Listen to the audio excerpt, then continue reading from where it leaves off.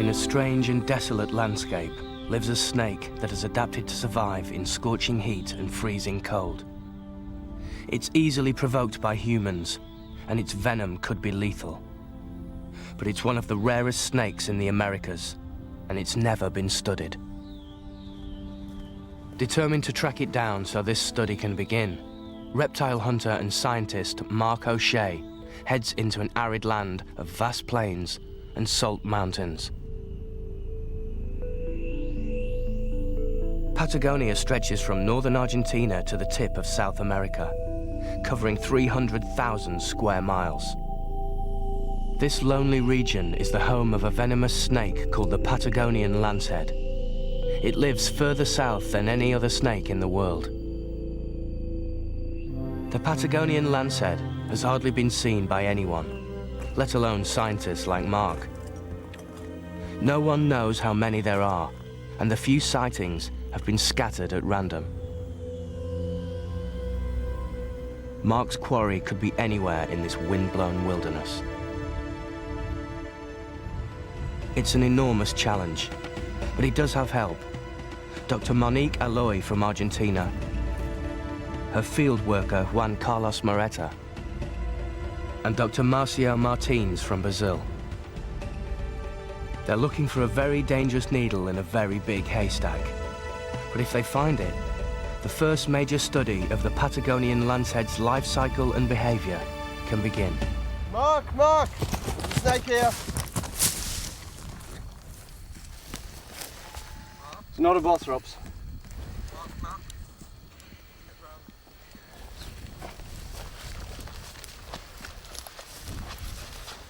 Looks like Lystrophis. Lystrophis with a turned up nose, savanna species. At first sight, it looked like it could be a lancehead. But this snake's harmless.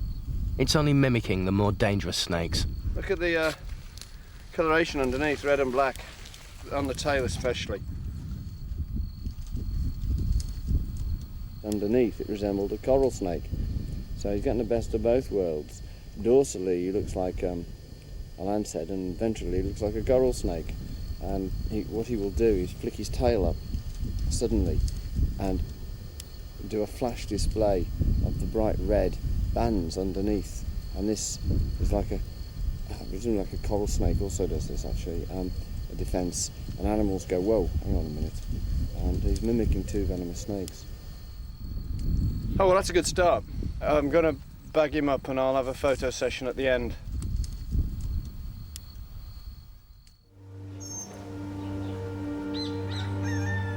Mark's first base is just north of Bahia Blanca in Argentina, where he gets the chance to handle a lancehead and think about one of the problems he's up against: identification in the wild.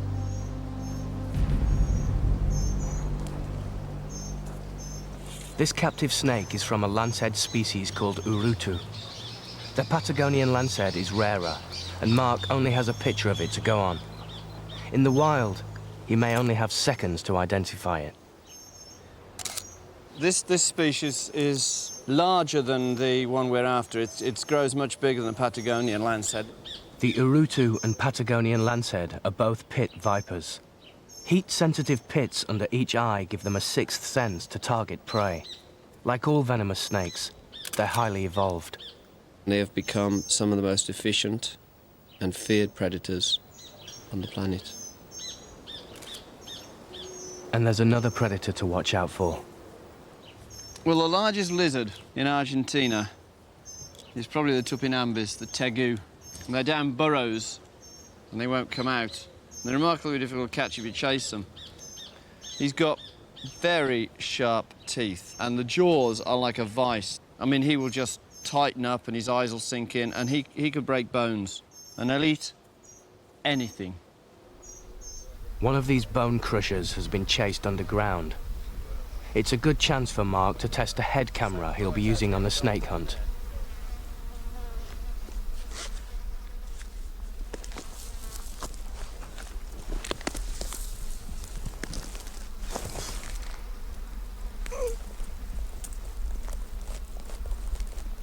He's backed off. I found his tunnel. he's not pleased. What I'm trying to do is turn the stick around and see if I can get it behind him and pull him up, which will not make him a very friendly Tegu. People keep these in captivity. And there's one golden rule when you keep Tegus, is don't put your hand in their mouths. God, every plant in this place is covered in spines. The equipment is working, but the Tegu is camera shy.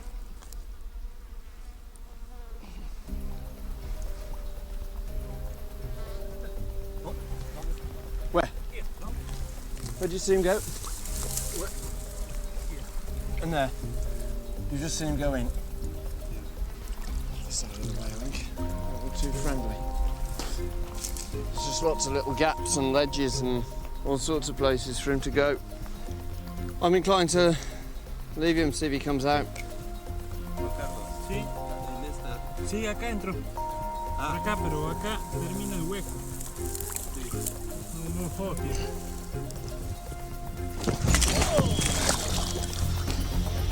Missed him again. There he is. Well, I'm wet now, so. Ah, yes. It's a little water snake feeding on frogs and fish. Snakes are not slimy. They don't secrete anything. They don't sweat. They're only wet when they've been caught out in the rain or they've been for a swim. They are very pleasant to handle, provided it's a safe species.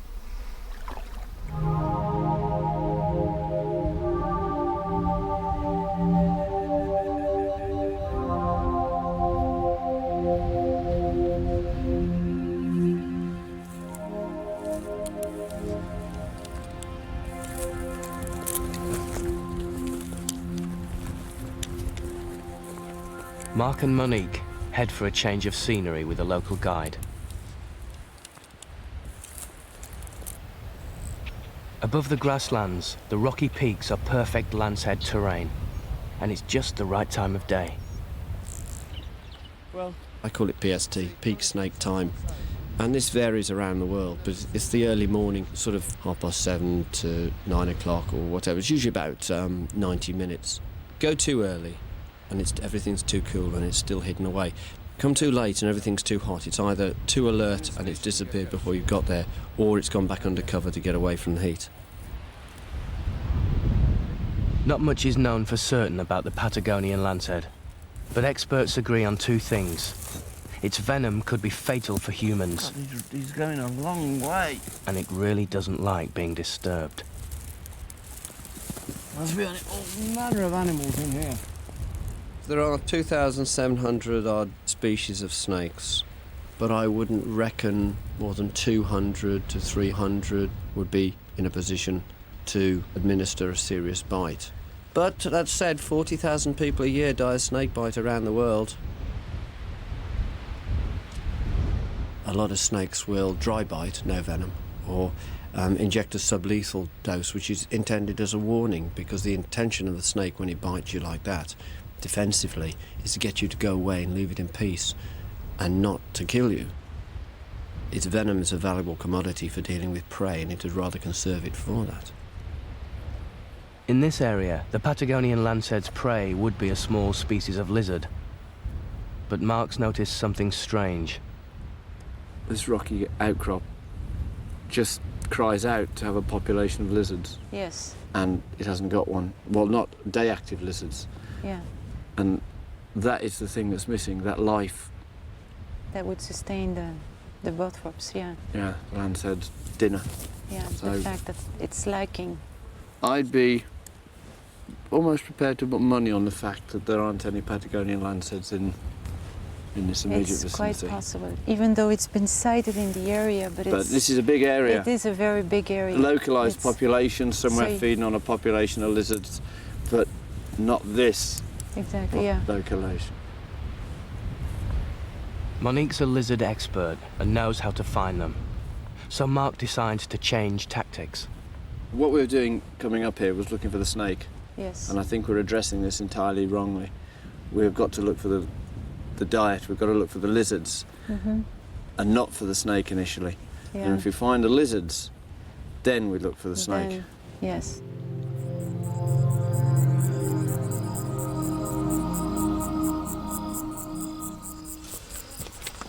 By now, it's well past peak snake time, or even peak lizard time. It's too cold for reptiles, and they're all lying low, despite Mark's attempts to shake them up. If there's lizards here, then I'll disturb them, so I'll see flashes of tails and scuttles, and that's what I'm trying to achieve. Not see what they specifically are, I'm just trying to ascertain if there's any lizards here to support the Lancehead. So basically, I'm trying to cover the ground quickly. I'm not trying to sneak up on lizards, I'm just trying to flush them out. Just trying to get a response. Unfortunately, the search draws another blank, and the team decide to move on. They head 300 miles south to Peninsula Valdez, where the Atlantic storms of the Roaring Forties crash onto the coast. With the world's only colony of elephant seals, it's known as the Zoo of the South Atlantic. Sea lions and whales come back here every year to breed. The cliffs around the peninsula offer a grandstand view of one of the great natural shows on Earth. There's a constant battle among the male elephant seals. Weighing in at 4 tons, they slug it out for status and access to females. They're also highly territorial, and the sea lions keep a safe distance. The reptile experts will have to do the same, as they search a coastline that could be a perfect habitat for the Patagonian lancehead. And Mark O'Shea has another problem. He only knows the snake from photographs, and there's a complication. Now that we got here is the Lancehead. That's the fellow we're after. And it's a very characteristic looking snake. But, alas, there is a mimic, which means people could see that. And there he is. And he's a good mimic. It just means that if we see a Lancehead-like snake, we're not necessarily home and dry, and it could be the mimic. Some snakes mimic a deadly species, evolving similarities to ward off potential predators. The Patagonian lancehead is a pit viper, a heat-seeking missile with needle-sharp fangs. Its mimic is not. Mark has his work cut out to find either. But first, he has to find the lancehead's prey.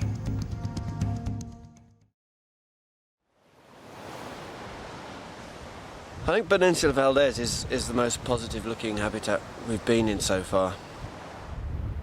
This is the perfect habitat. It's an arenicolous animal. It likes to live in sandy areas, and this is perfect. And its prey lives here. The small Elusive lizards are supposed to be abundant here. Monique, lizard. Yes, Leosaurus. I'm sure it is. Monique? See the bit of bush sticking out? Yes. Look underneath it. Grey tail, Yeah, I can see. green with the black reticulations, and a pale head there. It's gone. Yeah, they're very hard. Once they get into those bushes, then it's really hard because those bushes with these pines, it's... Tell me about it. I know all about these bushes.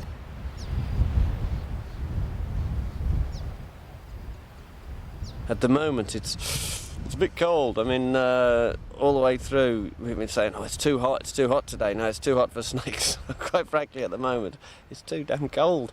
But if the cloud moves a bit and it warms up, and if the wind would drop a little, I think we'd be in with a very good chance.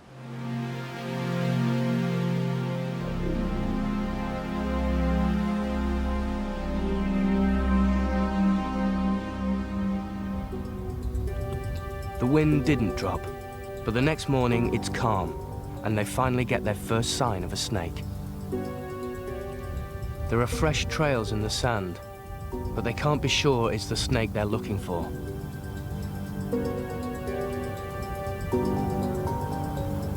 Then there's a breakthrough. They spot the Lancehead's favourite dinner. Cut him off at the pass. Oh, that's a bit more difficult for us to go for. He's found a spiky tree. Of course he has. I'm not throwing myself on that. Monique's colleague, Juan Carlos, has the answer. An old car aerial and some thread make a lizard lasso.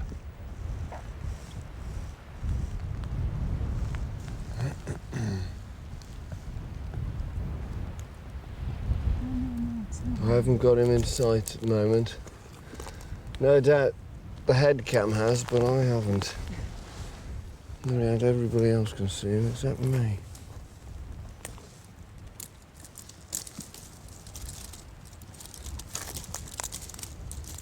Stop, stop, stop. He's here. Yes, I see him. He's on the bush, yes. Yes. He's on the bush. You can get him from directly above. The lizard.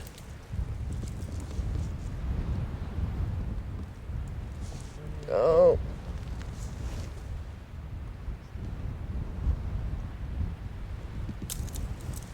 Oh, right. I got it. I got it. Gentle, gentle. Got him, got him.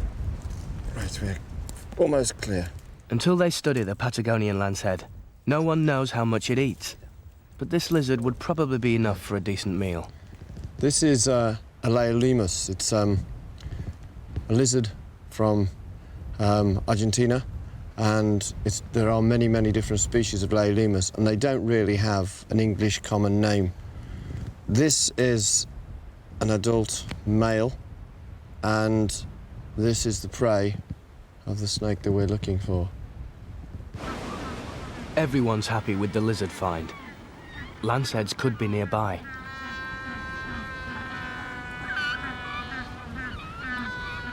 The Patagonian lanceheads can survive cold climates. Mark thinks they might live in small colonies, possibly miles apart. Just like a snake he knows very well at home, the adder. You can have hundreds of square miles of perfect adder habitat, but not find adders all over it. When you find them, you'll find a colony of adders. Localized, you might find several, and then you could go several miles before you hit another colony, and yet the habitat in between would seem perfect. They are locally common, but not widespread.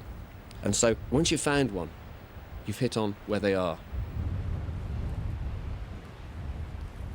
After a few hours searching with the others, with nothing to show for it, Mark goes off by himself.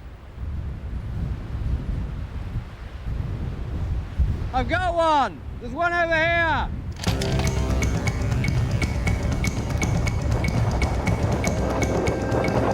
Let's go! Look at that. She was out having an early morning warm-up. I didn't see any lizards. I saw a cricket, so I thought animals were getting active. And I'm working my way around through some really good terrain up there, and I just saw a snake coiled up. Very dusty. And I thought, that's patterned right, but is it pseudotomodon? Is it the mimic? And I took a close look, and I thought, no way. So I pinned it, and as soon as I picked it up behind the head, she put a fang out. I didn't even need to look for pits. This is the snake we've been looking for all over Argentina. I'm really annoyed I hadn't got the head cam on. If I got the head cam on, the moment would have been for posterity, but I'll put the head cam on because I think we'll find more. She's really fat down there, but you think she's gravid? I think she's gravid. That's why she's out early. She's trying to get a bit of warmth to bring on her offspring. I just don't believe it, you know. How long's it taken? I just thought I'll go for a walk. Just let me loose for a few minutes and I'll find what you want.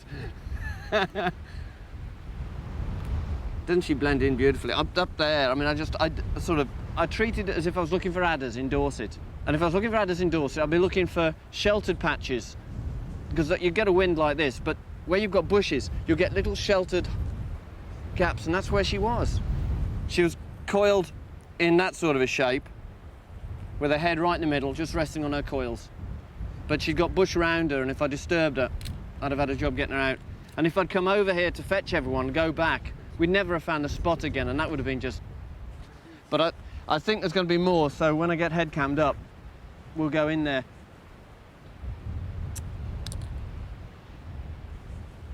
This snake is a pregnant female. The lanceheads have evolved to bear live young. Leaving eggs to the weather would be risky in the cold of the far south. But a lancehead mother can always find somewhere warm enough to give birth. Well, let's get this head cam on, because we need to find one on the head cam. But before the head cam's ready, Mark's hunch about a colony pays off.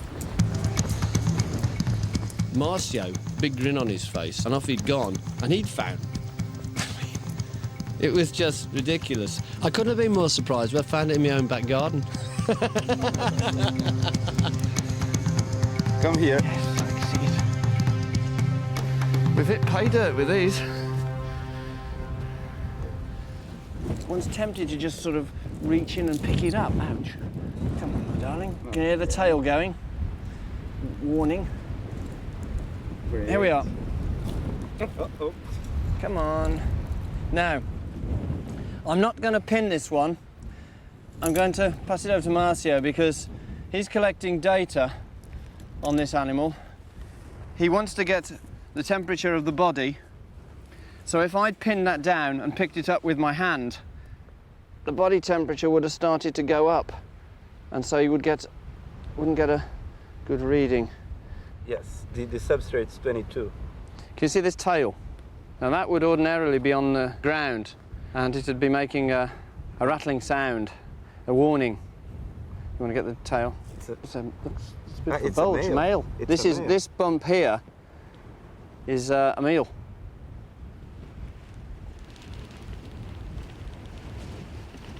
The snake is a male. They've found a breeding colony. The first major scientific study of this snake can begin. And Mark O'Shea's job is done. This is brown mussurana, and he's actually a very lucky little brown mussurana because last night a small boy was about to kill him.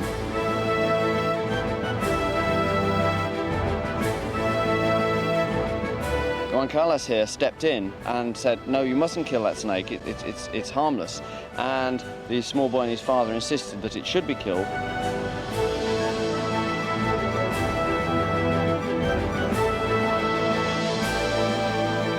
People ought to consider these snakes beneficial because this actually does eat venomous snakes.